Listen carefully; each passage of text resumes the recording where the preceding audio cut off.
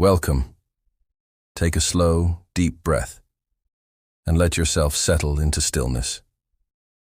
Tonight, we're traveling back, far back, to a time when the world was changing beneath the steady hands of visionaries, to an empire where stone and mortar were shaped with patience, precision, and ambition. We're entering the heart of ancient Rome. Imagine yourself standing at the edge of the city as dawn begins to break. A soft golden light washes over rooftops, and in the distance, the faint hum of life slowly stirs awake. The scent of damp earth and warm olive oil lingers in the cool air. The rhythm of footsteps begins to echo on stone-paved roads built nearly 2,000 years ago. Roads designed to last, roads you still might walk today. Tonight, we'll drift through the wonders of Roman engineering. From aqueducts that carried mountain waters into bustling cities, to bridges that spanned wild rivers, to amphitheaters and baths where thousands gathered beneath arches so carefully balanced they seem almost weightless. But we won't rush. We'll wander quietly through these streets, listening to the murmur of merchants, the splash of fountains, and the soft, distant call of craftsmen at work. You'll learn how Roman engineers built structures intended not just for their own lifetimes, but for centuries beyond. So, close your eyes if you wish.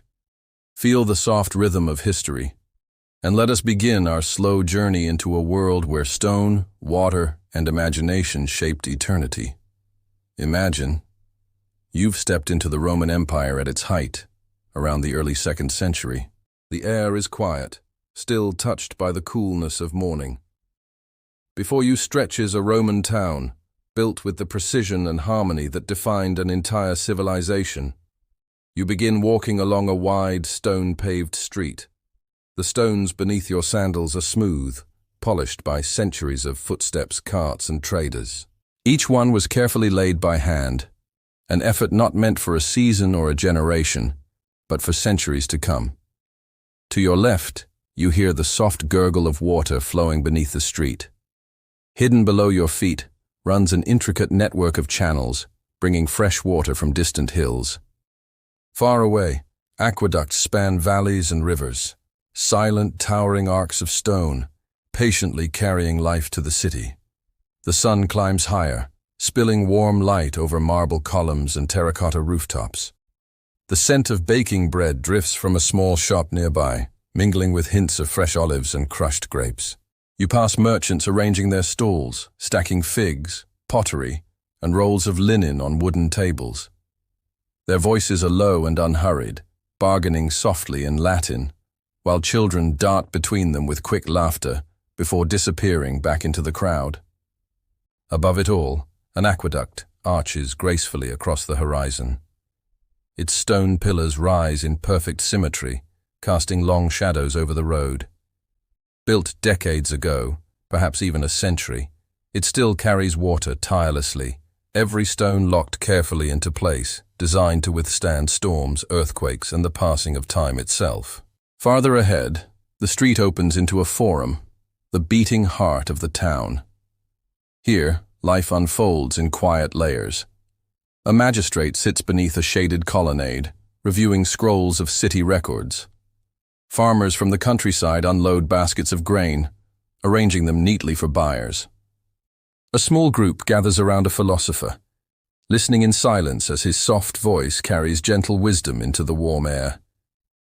But even as you take in the serenity of daily life, you begin to notice the unseen hand that shapes it all. The work of Roman engineers. The perfectly straight streets, the steady slope of drainage channels, the public fountains where water flows endlessly, clear and cold. These are the quiet triumphs of minds that planned for permanence. You turn down a smaller alley, shaded by tall, narrow buildings. The faint smell of clay and wet plaster lingers here, where craftsmen carefully carve stone blocks for a new bathhouse. Inside, you hear the slow, rhythmic scrape of chisels shaping columns, preparing them to bear the weight of vaulted ceilings and steaming pools. Even this modest construction follows patterns perfected by generations of builders, patterns meant to last for hundreds of years. The sound of running water returns as you reach a public bath. Outside, the walls rise smooth and pale, decorated with simple yet elegant carvings. Inside, steam drifts softly into the air as people move quietly between pools of different temperatures. Warm, cool, and cold, all fed by hidden channels beneath the floors, carrying water heated by clever furnaces below ground. Everything here has purpose, precision, and balance, a testament to the Roman belief that life, comfort, and infrastructure were inseparably connected. As you leave the bathhouse, the sky has deepened into a rich, soft blue. In the distance, the faint roar of an amphitheater carries through the streets, though you hear it like an echo, muted and calming. Thousands sit inside, their voices blending into a single low hum beneath a roof designed to carry sound with perfect clarity. And yet, despite the grandeur, there is still a quietness to it all. The city breathes slowly, steadily, as though it knows that what was built here is meant to endure. The engineers who shaped these streets, these walls, these aqueducts, worked with the understanding that they were creating something greater than themselves. You pause for a moment beneath a flowering tree, watching a gentle breeze stir pale petals across the stones. Around you, voices drift in and out, footsteps echo softly, and somewhere nearby, a fountain continues its eternal rhythm, a trickle of water on stone, unchanged for centuries. And here, beneath the warm Roman sun, you feel it. This world, so carefully crafted, was built not just for utility, but for memory. Every road, every arch, every column whispers the same promise. What is built with care lasts forever. Imagine now that you're standing on a quiet terrace overlooking the Forum of Trajan in the early morning. The air is soft and cool, carrying with it the faint scent of marble dust and freshly cut stone.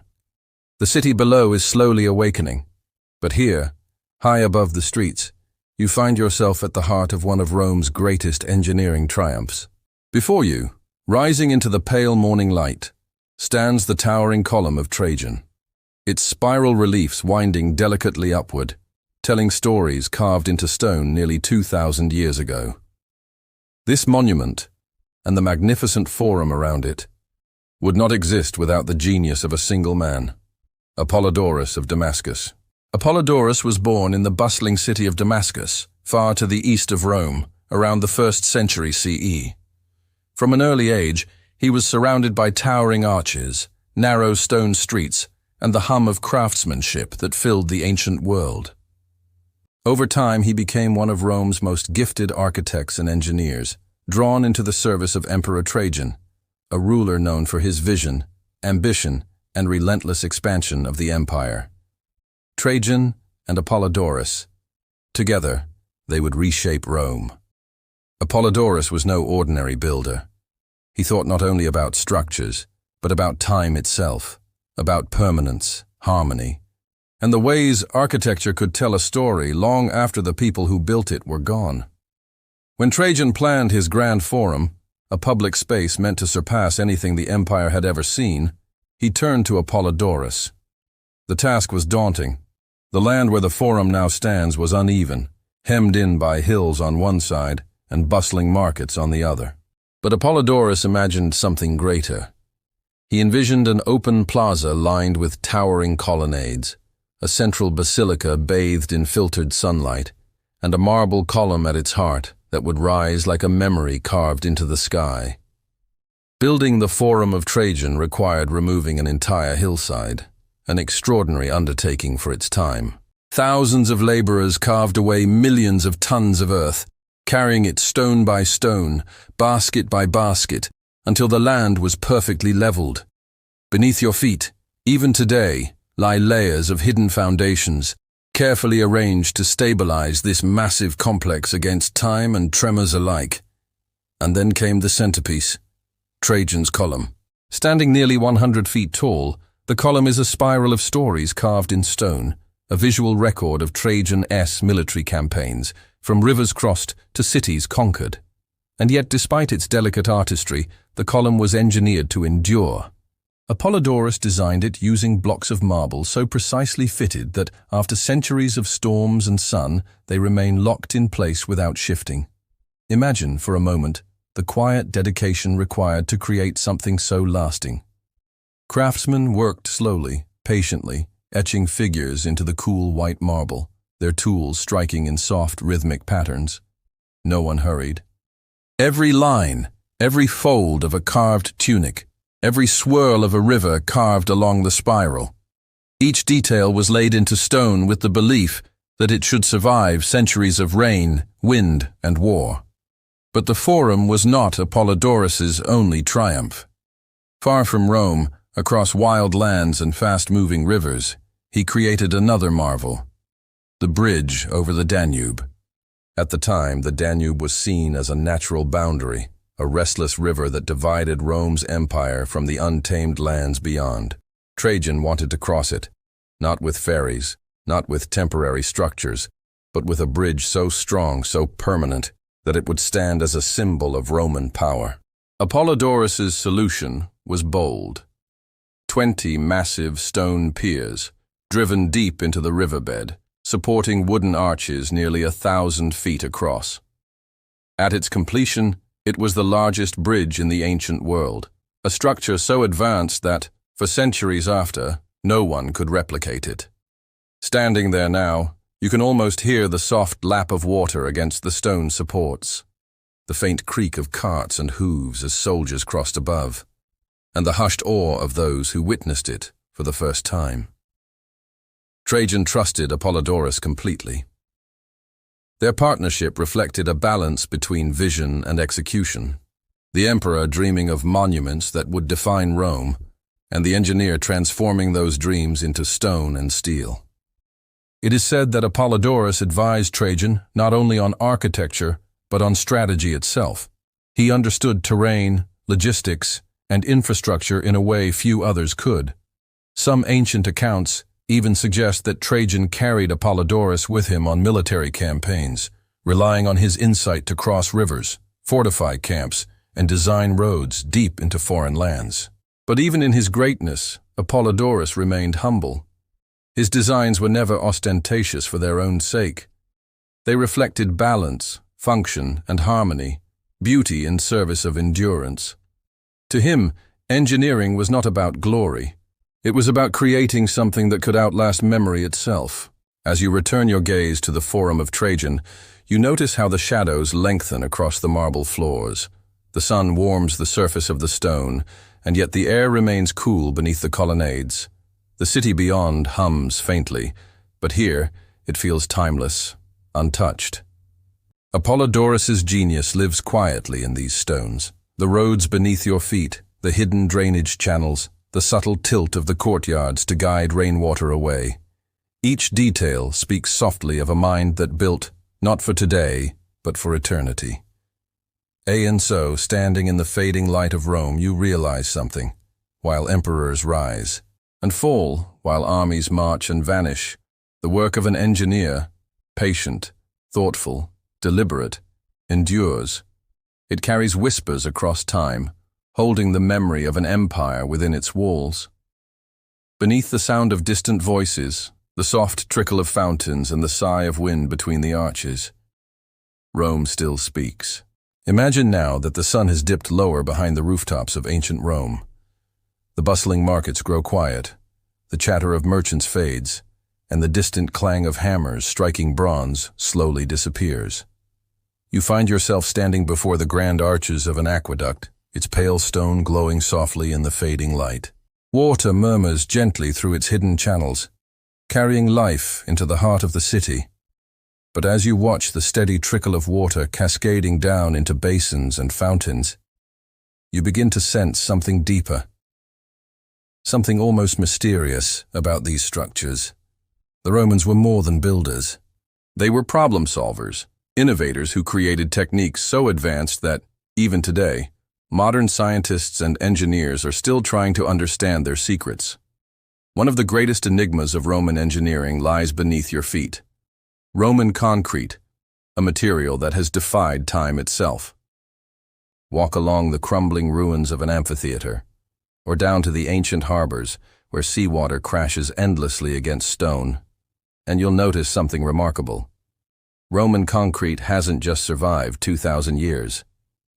In some places, it has grown stronger with time. Unlike modern concrete, which erodes after decades of exposure, Roman builders used a unique blend of volcanic ash, lime, and seawater to create a chemical reaction that allowed the concrete to heal itself. When tiny cracks formed, minerals within the mixture slowly crystallized, filling the gaps naturally. Imagine the quiet brilliance of that discovery. No grand speeches, no dramatic ceremonies. Just artisans, standing in workshops lit by soft oil lamps, carefully measuring handfuls of ash, mixing it with water, and creating something eternal. Even today, scientists are still studying the exact chemistry, hoping to replicate what the Romans perfected by instinct and experimentation. Beneath the streets of Rome lies another mystery, one hidden from sight for centuries. Vast underground networks of tunnels, channels, and chambers carved deep into the earth. Some of these were functional, carrying water, sewage, and supplies across the sprawling city. Others were sacred, built as secret passageways for priests and emperors, allowing them to move unseen beneath temples and palaces. Walk down into these tunnels in your mind. The air is cool and heavy. Your footsteps echo softly on the stone floors. Oil lamps flicker against the damp walls, and you can hear the faint trickle of water from aqueduct channels still flowing above you. In certain hidden chambers, archaeologists have found carvings, faint scratches in the stone left by workers and engineers. Some are simple marks of measurement. Others, curiously, are symbols whose meanings remain unknown. Tiny puzzles from a world long gone. Another marvel still confounds experts today. The Pantheon's Great Dome, completed around 125 CE under Emperor Hadrian. Step inside, and the world falls silent. Light filters down through the oculus, the open circular window at the top of the dome, casting a slow-moving beam that drifts across the smooth stone walls as the sun passes overhead. The Pantheon's dome is the largest unreinforced concrete dome in the world, and it has stood perfectly balanced for nearly 2,000 years. How did they do it? Archaeologists believe Roman engineers used lighter volcanic rock at the top and heavier stone at the base, carefully reducing weight while maintaining strength. But even so, the precision is astounding. The alignment, the stress distribution, the hidden relief chambers that subtly support the dome's curve. It's as though the builders understood something fundamental about gravity and weight long before modern science confirmed it. Roman ingenuity went far beyond the monuments we still see. Scattered through dusty archives and broken ruins are hints of technologies we no longer fully understand. Heated flooring systems known as hypocausts, which warmed villas and bathhouses with carefully channeled hot air rotating cranes that lifted massive marble blocks into place, leaving barely visible tool marks still etched into the stone complex road systems layered with gravel, clay, and basalt that have endured far longer than many modern highways. Mysterious devices recovered from shipwrecks, pulleys, gears, and bronze fittings that suggest a deeper understanding of mechanics than most people imagine. With each discovery, the pieces come together, and yet, so many secrets remain. As the evening deepens, picture yourself wandering through a half-buried ruin on the outskirts of the city. Wildflowers push up between broken columns. A soft breeze stirs the air, carrying the scent of dust and olive trees. Somewhere nearby, an owl calls faintly in the distance. Everywhere you look, fragments of Rome's ingenuity lie scattered beneath time's slow hand.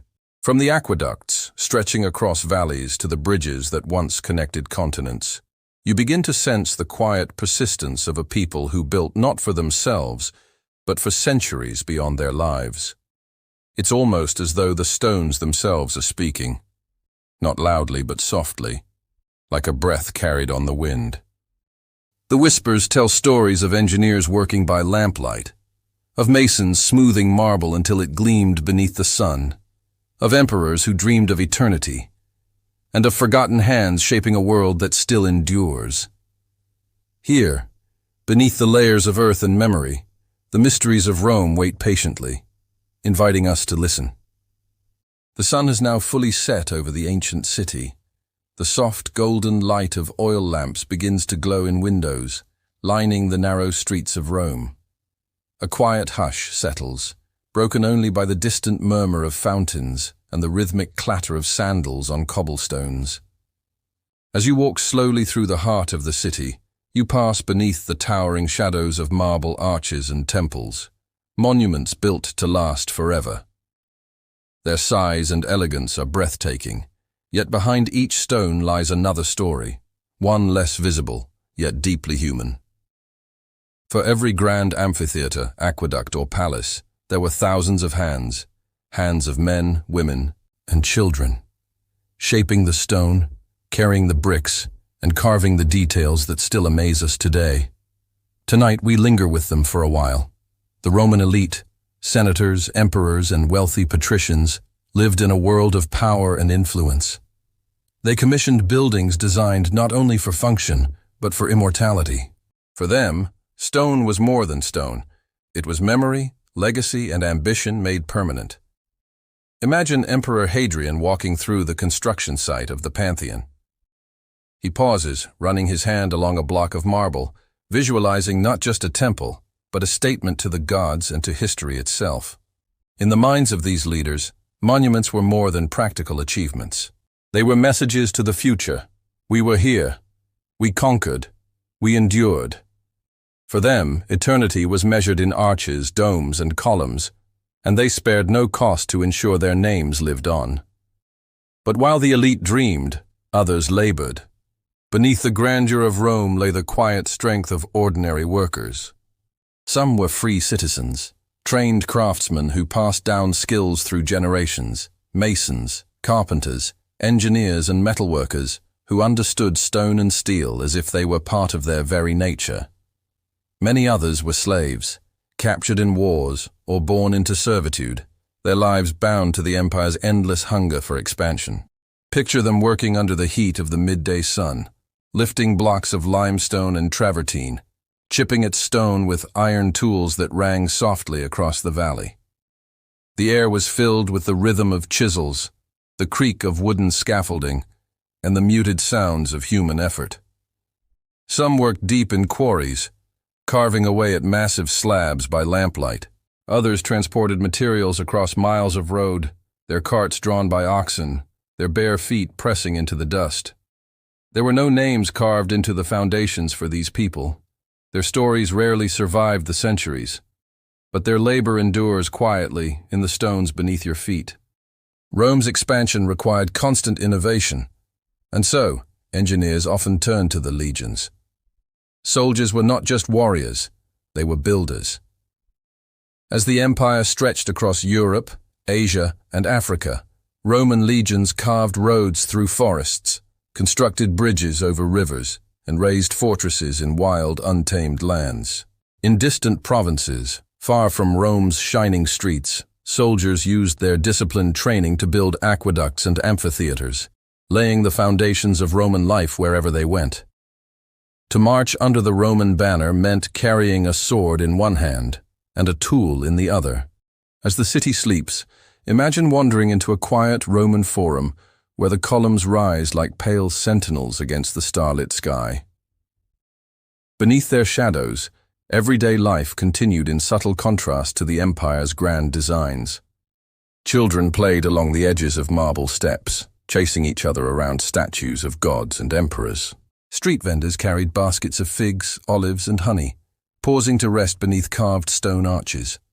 Bathhouses steamed softly in the evening air, their tiled walls reflecting lamplight, as Romans gathered to wash, gossip, and exchange stories of politics and trade. For many, these monuments were not symbols of power, but landmarks of life, places to meet, to rest, and to carry out simple routines. The grandeur surrounded them, but daily life remained intimate, personal, and quietly human. And yet, this contrast, between those who designed eternity and those who built it, gives Roman engineering its unique story. It is the story of emperors who imagined roads that reached across continents, of engineers who dreamed of domes that touched the heavens, and of countless unnamed hands, shaping history one stone at a time. When you stand today beneath the Colosseum's arches, or trace your fingers across the cool walls of an ancient aqueduct, you are touching both worlds, the vision of the few and the labor of the many. The stones speak softly, if you listen, of ambition and survival, power and patience, fleeting lives and eternal monuments. And as the night deepens, the city of Rome grows silent once again. A breeze carries the faint scent of cypress and earth. In this quiet, surrounded by walls built for eternity, you feel a gentle sense of connection to the past, to the people, and to the stories carved into time itself. The city has grown quiet now.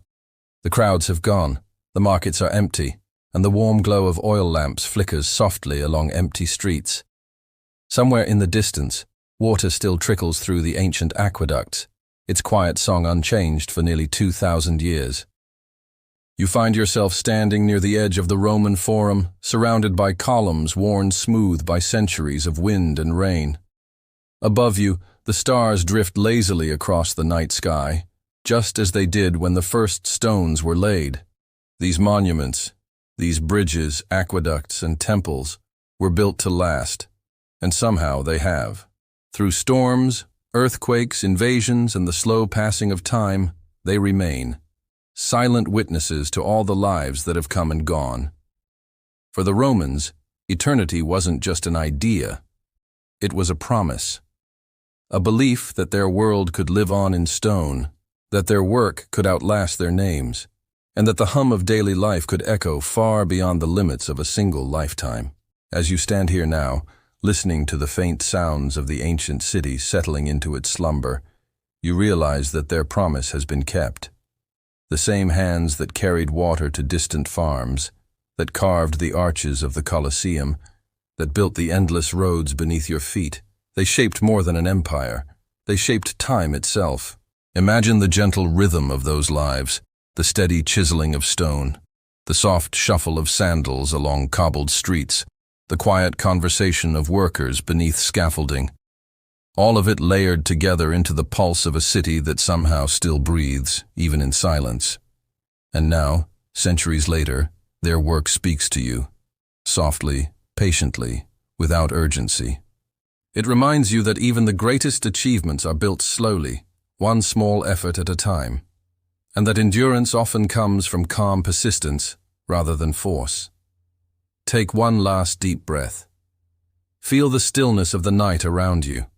The streets are empty, the monuments eternal, and the world at rest. Here, in the quiet heart of ancient Rome, the past becomes a gentle lullaby, carrying you deeper and deeper into stillness. And as you drift towards sleep, let yourself imagine that somewhere, far beneath these stones, the whispers of history continue, timeless, endless, eternal.